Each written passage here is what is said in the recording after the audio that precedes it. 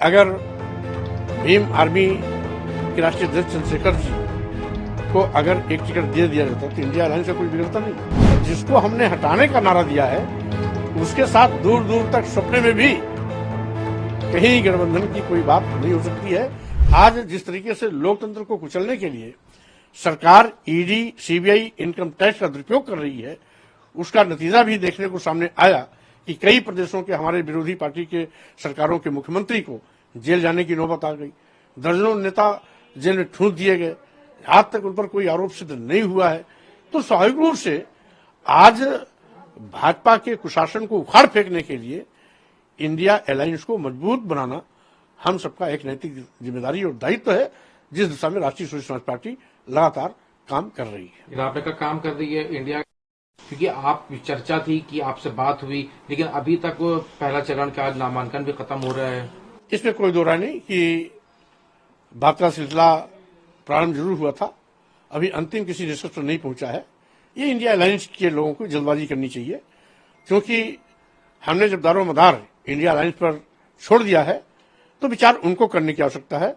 हम अपने जिम्मेदारी से मुक्त हैं।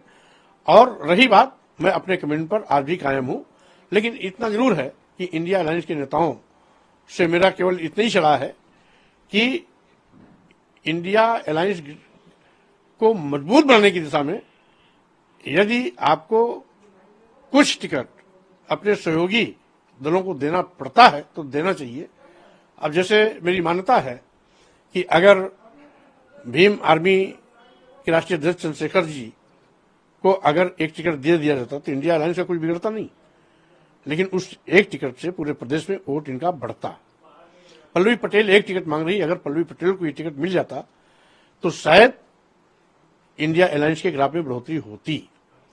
तो इस प्रकार से जो इंडिया अलायंस को मजबूत बनाने की दिशा में काम कर रहे हैं, उनके संयोजन के लिए भी इंडिया अलायंस के नेताओं को तैयार रहना चाहिए। नेताओं का नाम लिया और आपका भी उसमें एक नाम अगर शामिल कर दिया जाए, अगर उनको आपको भी आपकी मजबूत बनाने की दिशा में मैं काम करता रहूंगा, भले हमें कुछ अभी और राजनीतिक फैसला लेने पड़े, लेकिन इंडिया अलायंस को मजबूत बनाने की दिशा में काम चलता रहेगा। कहा गया कि आपकी कांग्रेस खेमे में चर्चा तो इंडिया अलायंस की पार्टियों के नेताओं से मेरी हुई है, लेकिन जब तक अंतिम नतीजा कोई ना आए उस पर कुछ भी कहना थोड़ा जल्दबाजी है। दरवाजे अभी एनडीए के लिए खुले हुए, बीजेपी का वाला जो एनडीए उसके लिए अभी दरवाजे हैं?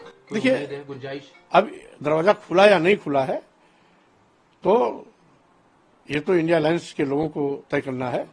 रही बात, इंडिया अलायंस के नेताओं को दिल बड़ा करना चाहिए। मैं पूछूं एनडीए की बात, अगर एनडीए के लिए क्या कोई उम्मीद है एनडीए गठबंधन के लिए? नहीं, जिसको हम संकल्प लिए हैं कि उसको जड़ से उखाड़ फेंकना है, संविधान बचाओ भाजपा हटाओ, देश बचाओ भाजपा हटाओ, लोकतंत्र बचाओ भाजपा हटाओ, तो जिसको हमने हटाने का नारा दिया है उसके साथ दूर दूर तक सपने में भी कहीं गठबंधन की कोई बात नहीं हो सकती है।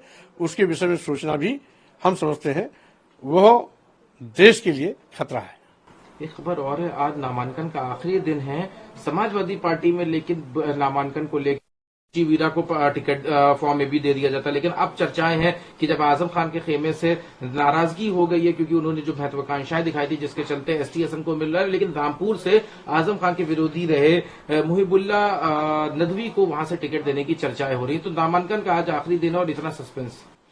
देखिए, चूंकि आजम खान साहब समाजवादी पार्टी के बहुत कद्दावर नेताओं में से रहे हैं, उनमें और राष्ट्रीय अध्यक्ष अखिलेश यादव में क्या बात हुई है उसके विषय में मैं ना कोई नकारात्मक टिप्पणी कर सकता हूं, न सकारात्मक कर सकता हूं, क्योंकि आपसी वार्तालाप का मेरे पास कोई रिकॉर्ड नहीं है और बिना जानकारी के कुछ भी कहना हम समझते हैं ठीक बात नहीं।